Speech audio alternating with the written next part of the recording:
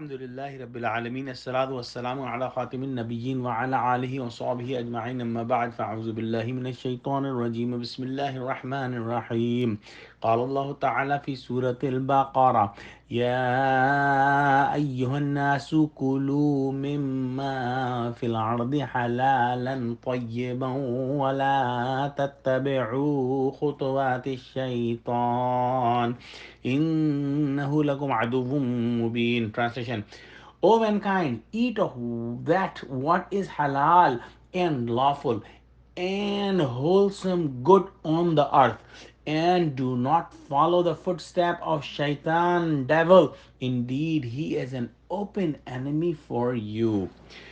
Some of the tribes in Arab had made some vegetations and some animals prohibited or haram on them, and these vegetations and animals they dedicated to the idols, and they did not use these for themselves. And Allah subhanahu wa ta'ala sent this ayah.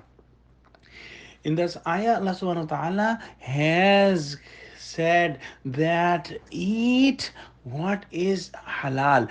And it is important to understand that only Allah has the authority to make things halal and haram.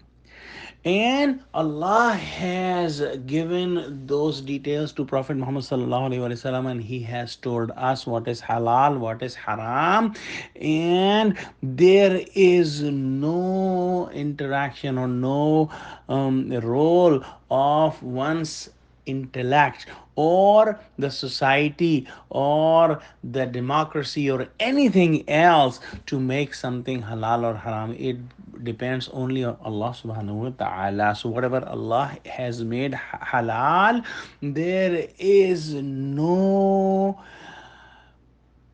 benefit of avoiding that. It is not the taqwa to keep oneself from halal.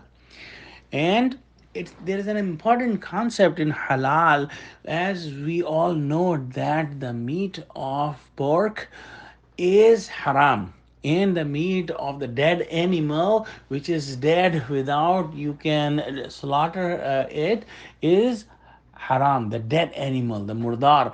However, most of us don't realize that if somebody is buying a goat meat with the money that is earned from haram, like stealing, like bribes, like interest, it is as haram as the pork.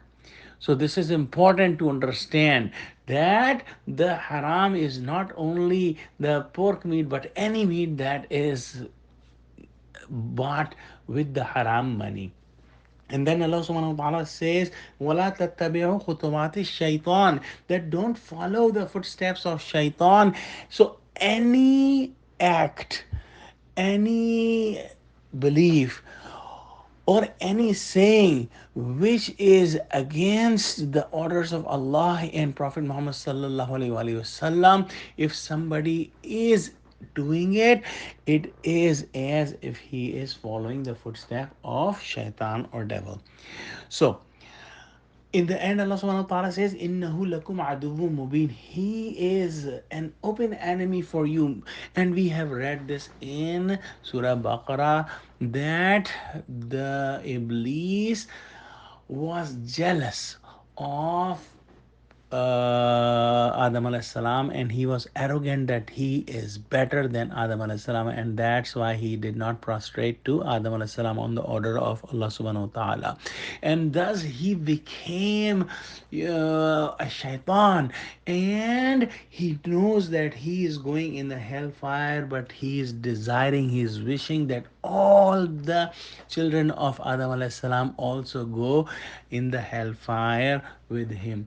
No enemy in the world can be as bad as shaitan for us, because no enemy around us want us to burn alive in the fire forever.